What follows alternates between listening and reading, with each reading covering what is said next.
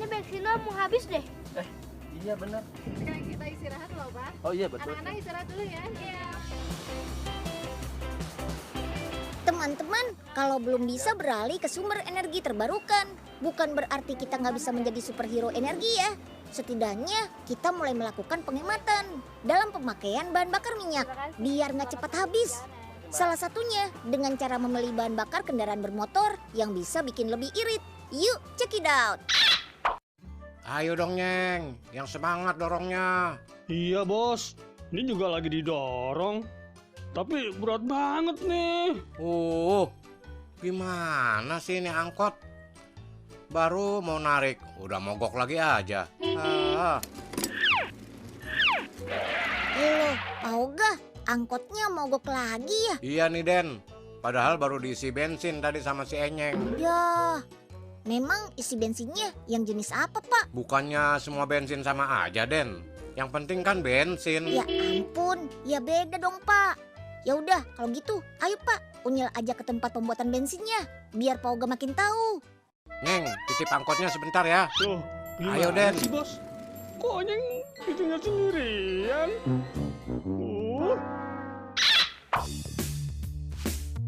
Kita lagi di mana nih, Den? Nah, ini namanya kilang minyak, Pak. Tempat pengolahan minyak mentah sampai menjadi bahan bakar. Oh, jadi ini tempat bikin bensin, Den.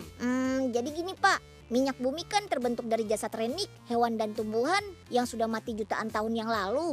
Nah, jasad renik ini sering waktu mengendap ke dalam tanah dan terurai, sehingga menimbulkan perubahan kimiawi dari material organik tersebut. Perubahan material akibat tekanan dan suhu di dalam perut bumi ini merupakan cikal bakal terbentuknya senyawa hidrokarbon berupa cairan berwarna hitam pekat yang mudah terbakar. Dan ini dia deh yang dinamakan minyak bumi dalam wujud yang masih mentah. Karena masih mentah, maka perlu proses pengolahan lebih lanjut sampai minyak bumi bisa kita gunakan sebagai bahan bakar.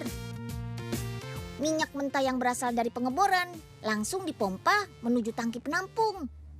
Nah, sekarang kita ke proses utama nih, namanya unit penyulingan minyak mentah.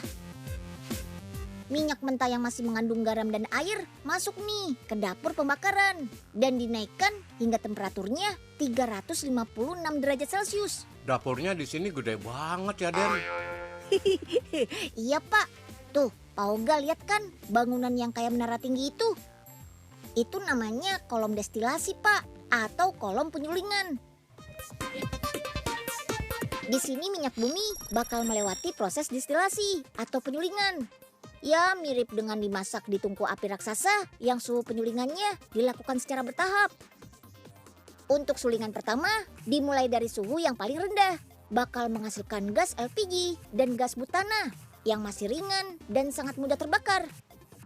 Terus, sulingan selanjutnya ada yang menghasilkan bensin untuk kendaraan bermotor. Ada bahan bakar pesawat, lalu ada solar buat kendaraan bermesin diesel. Lanjut base oil untuk pelumas mesin. Semakin disuling, wujudnya akan semakin kental dan padat. Sampai di paling akhir menjadi ampas yang kita kenal sebagai aspal untuk konstruksi jalanan. Mesinnya segede gini tapi kok dari tadi nggak kelihatan orang yang kerja ya? Pada kemana sih? Karena semuanya dikontrol dari dalam ruangan, Pak. Kecuali saat ada penanganan khusus yang mengharuskan operatornya turun langsung ke sini. Nah, di ruangan ini semua bisa dipantau dan dikendalikan sesuai dengan kebutuhan produksi. Wah, enak ya yang kerja di sini, adem. Dasar Pak Oga, maunya ngadem aja. Den, terus kapan dikasih tahu nih bedanya premium, pertalite sama pertamax? Jadi begini, Pak, bahan bakar premium, pertalite dan pertamax memiliki nilai oktan yang berbeda. Kalau bensin premium nilai oktannya 88, pertalite 90, kalau pertamax 92. Terus kalau yang cocok buat angkotnya Pak Oga, pakainya apa dong, Den? Kalau mau tahu pakainya apa yang pas, Pak Oga mesti tahu dulu nih berapa nilai rasio kompresi mesin di kendaraannya. Tinggal dicek aja tuh di buku petunjuk manual kendaraan. Di situ pasti ada kok info nilai rasio kompresi mesin. Agar bisa bergerak, kendaraan bermesin punya yang namanya ruang pembakaran. Di sini terjadi kompresi atau pemadatan volume ruang pembakaran menggunakan komponen piston untuk mendorong bensin dan udara yang disemprotkan sehingga memantik ledakan api dari busi. Piston akan naik, memadatkan volume ruang pembakaran menjadi sangat kecil. Nilai volume ruang yang dipadatkan dan volume ruang saat piston kembali ke titik semula ini yang menjadi nilai perbandingan atau rasio kompresi mesin. Teknologi mesin modern sekarang ini sudah mampu menciptakan kompresi yang sangat tinggi, sehingga mesin lebih bertenaga, emisi lebih rendah, dan irit. Untuk mendukung teknologi mesin tersebut, kita cocokkan deh dengan spesifikasi jenis bensin yang ada sekarang. Jenis bahan bakar bensin seperti premium, pertalite, dan pertamax dibedakan pada kadar nilai oktannya, atau istilahnya lebih dikenal dengan research octane number atau RON. Dengan ditambah oktan, bensin jadi bisa lebih tahan terhadap kekuatan kompresi mesin. Semakin tinggi nilai oktan, semakin besar ketahanannya terhadap kompresi dan juga panas. Kalau sudah tahu nilai kompresi mesin kendaraan sama nilai oktan pada masing-masing jenis bensin, maka kita tinggal ikutan rekomendasi ini nih. Misalnya premium punya nilai oktan 88. Dengan nilai oktan segini, idealnya untuk mesin dengan kompresi kecil mulai dari 7 sampai dengan 9. Dan nilai kompresi ini hanya ada pada mesin-mesin kendaraan jadul.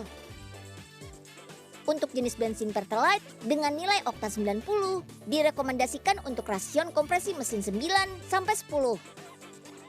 Bensin pertamax dengan nilai oktan 92 idealnya untuk kendaraan berkompresi 10 sampai 11.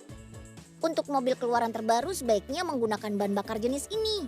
Dengan memakai pertamax, mesin mobil bisa menempuh jarak lebih jauh untuk setiap liter bahan bakar yang dikonsumsi karena pembakarannya lebih bagus. Singkatnya, lebih hemat deh. Keuntungan lainnya, mesin mobil bisa lebih awet. Ada lagi Pertamax Turbo dengan nilai oktan mencapai 98. Diperuntukkan untuk kendaraan berkompresi di atas 11. Kalau ini sih buat kendaraan sport dengan teknologi mesin ber-cc besar. Tuh Pak Oga, sekarang sudah paham kan mana yang cocok buat angkotnya? Iya Den, jangan-jangan si Enyeng isi bensinnya nih yang salah. Angkot Pak Oga kan keluaran baru. Nah, setelah melewati proses pengolahan yang sangat panjang, bahan bakar yang sudah jadi dibawa ke setiap stasiun pengisian bahan bakar dengan truk tangki seperti ini. Pengujian bahan bakar juga dilakukan sesaat setelah truk tangki tiba di SPBU. Untuk menjamin kualitasnya tetap terjaga, pengujian dilakukan beberapa tahap. Mulai dari mengukur massa jenis, suhu bahan bakar, sampai membandingkan sampel warna bahan bakar. Kalau sudah sesuai dengan spesifikasi yang ada, bahan bakar siap diisikan ke dalam tangki penampungan yang ada di SPBU. Jadi teman-teman sudah bisa nih mengisi BBM kendaraannya. Wah, angkotnya kelihatan sudah sehat nih Pak. Iya dong Den, lihat nih sekarang angkotnya Pak Oga. Udah BBG alias bahan bakar gas. Biar makin irit dan bebas polusi. Wih, itu juga ada panel surya di atapnya. Wih, mantap banget deh. Ayo Pak, kita berangkat. Siap Den. Loh, kok angkotnya malah jalannya pelan begini sih Pak? Ya, Hehehe, maaf Den, Pak Oga masih belum tahu cara makainya. Jadi cuma dipajang aja dulu gitu. Nyeng, ayo dorong yang kuat. Wah, lemes bener sih. Ampun bos, Enyeng udah nggak sanggup lagi nih. aduh, ya ampun, kasihan banget sih Pak Enyeng.